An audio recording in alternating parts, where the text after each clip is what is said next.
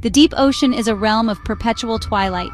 It's a place so alien and immense that it often feels more like outer space than a part of our own world.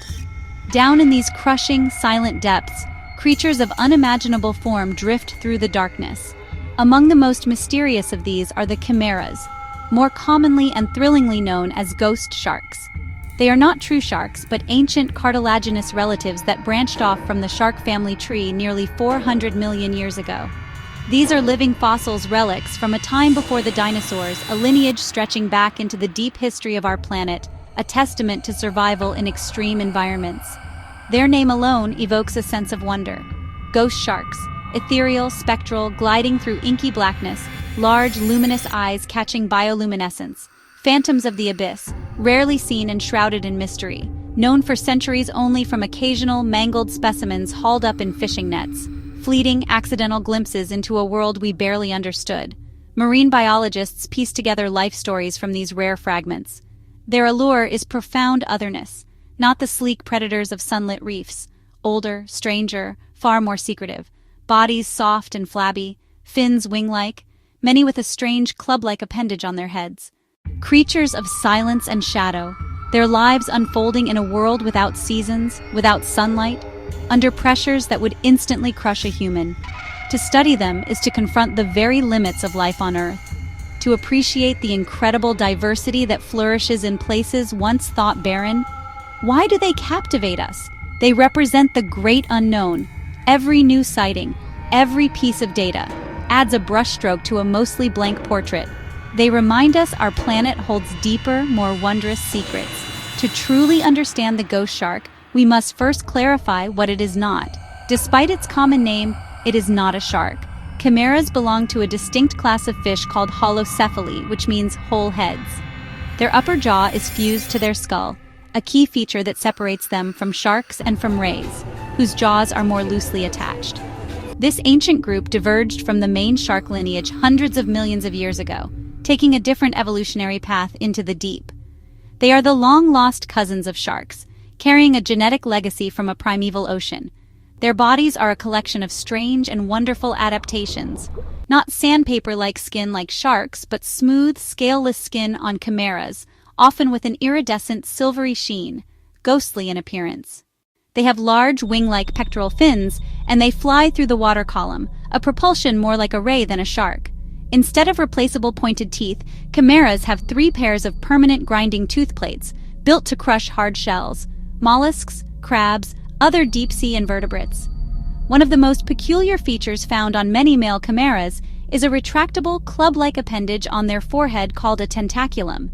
It's covered in small hooks, denticles, and is believed to be used to grasp the female during courtship and mating, a strange and intimate ritual that has never been witnessed in the wild. They have a single gill opening on each side of their head, covered by a fleshy flap, unlike the 5 to 7 gill slits on sharks. These animals are survivors, relics of an ancient world. Ghost sharks inhabit a world of extremes, darkness, cold, immense pressure. Most species are found at depths between 500 and 3,000 meters, far beyond the reach of sunlight. Here, the only light is the faint, fleeting glow of bioluminescent organisms. Their most prominent feature is their enormous, often iridescent eyes. These huge orbs are packed with light-sensitive cells, allowing them to capture the faintest photons. The story of this latest incredible discovery unfolds not in a sun-drenched tropical sea, but in the cold, deep waters off the South Island of New Zealand. A team of scientists from the National Institute of Water and Atmospheric Research, or NIWA, was conducting a routine survey of underwater populations. Their mission was to better understand the fish and invertebrates that live on and above the Chatham Rise. They were not specifically looking for ghost sharks, but in deep-sea exploration, the most profound discoveries are the ones you least expect. During one trawl, the research vessel's large net was hauled up from around 1,200 meters, and the team began to sort the catch. Amidst the usual fish and invertebrates, Dr. Britt Finucci spotted something small and gelatinous. It was a tiny chimera no bigger than the palm of her hand. Skin, translucent eyes, large and dark, delicate fins like freshly spun silk. The team realized this was special. Often trawls bring up adult chimeras, but a juvenile, a newly hatched baby, is exceptionally rare. Adult ghost sharks and their young occupy different habitats. Juveniles stay in sheltered nursery areas until they're ready for adult feeding grounds. This remarkable discovery was made possible not by a futuristic submarine, but by the workhorse of deep-sea fishery science, the research trawl. NIWA was using a specialized deep-water survey trawl, a large net designed to be towed along the seafloor, or at specific depths in the water column, to collect samples of marine life.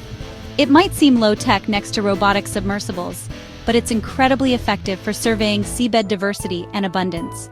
It gives scientists a comprehensive snapshot of the deep-sea community. The research vessel, an ocean-going ship like the RV Tangaroa, is a floating laboratory. Powerful winches, crane arms, deploy and retrieve heavy trawl gear from extreme depths. Onboard sensors monitor the net's depth, position, speed, ensuring samples are collected in a controlled, scientific way.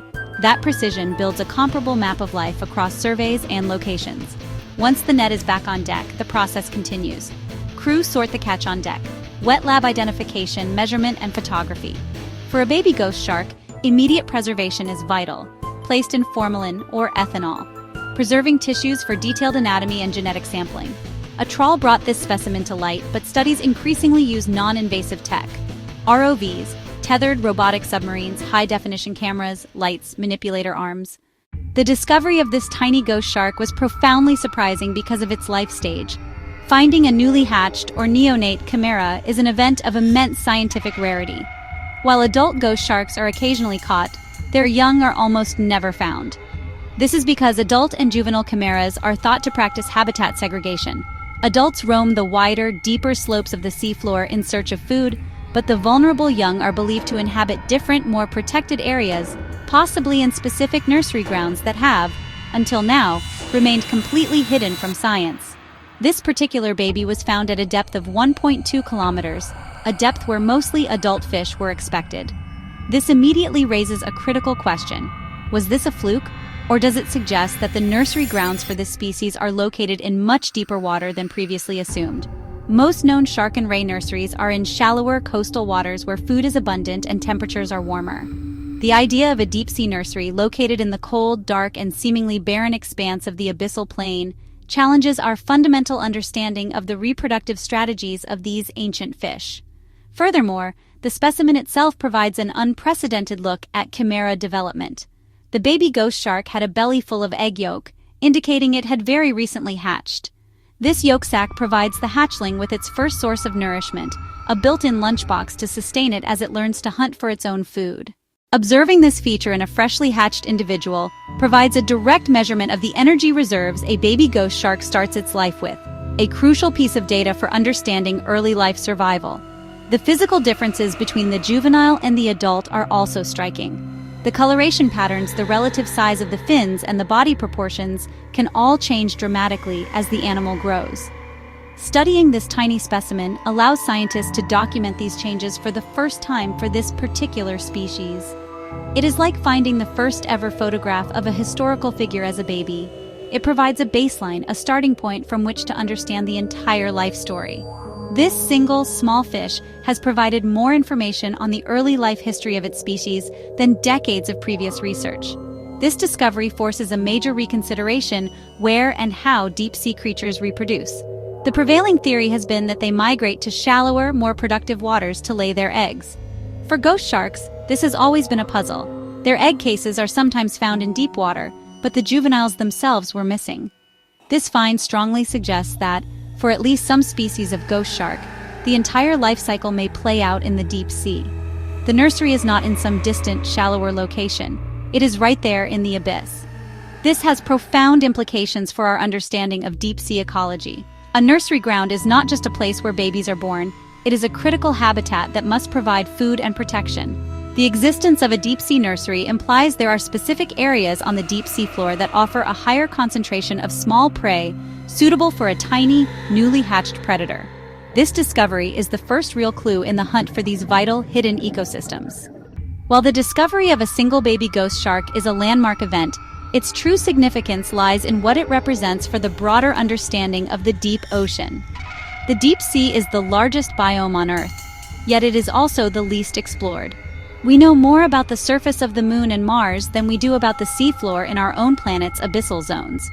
Every specimen brought up from these depths is a vital piece of a colossal puzzle, offering clues about its own species and about the entire ecosystem and evolutionary forces around it. This discovery highlights the hidden biodiversity of the deep. For a long time, the deep ocean was thought to be a desolate, uniform wasteland. We now know it is a complex mosaic of habitats: hydrothermal vents, cold seeps, underwater mountains, canyons, each with unique communities. Ghost sharks have specialized nursery grounds, showing distinct zones critical for different life stages even in darkness and cold. This find underscores how much we still must learn about deep-sea biology. For species below 1,000 meters, we lack basics: how they reproduce, how fast they grow, how long they live, what they eat. This baby ghost shark offers a window into reproductive strategy. Baseline biological data like this underpins ecological and conservation science. Without it, we are working in the dark. They are living links to a deep past, and studying them reveals the long history of life in the oceans.